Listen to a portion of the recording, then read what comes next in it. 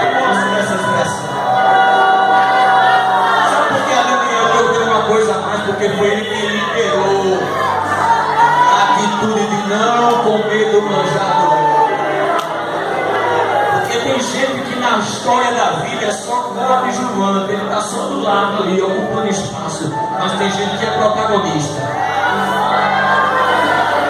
Tem gente que espera o outro decidir para ele tomar a decisão dele. Daniel disse: não, eu não sei o que, é que vocês querem, agora eu sei o que eu quero.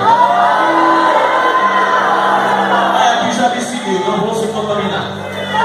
Eu não espero pelos outros decidirem para eu tomar a minha decisão, a minha já está tomada. Eu não vou me contaminar. Eu disse: gostei.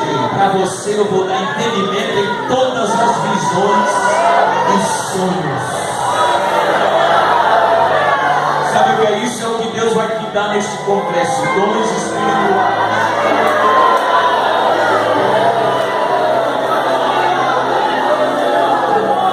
Vai encerrar o capítulo 1, versículo 18 ao 21. Quando Nabucodonosor chamou os jovens para fazer um teste depois dos 3 anos de treinamento e começou a fazer perguntas. Os que comeram do manjar do reino ficaram ruins. E os crentes. Daniel e seus companheiros receberam a vaga de emprego. Deixa eu dizer uma palavra profética para vocês. Deus tem cadeiras específicas para jovens e crentes.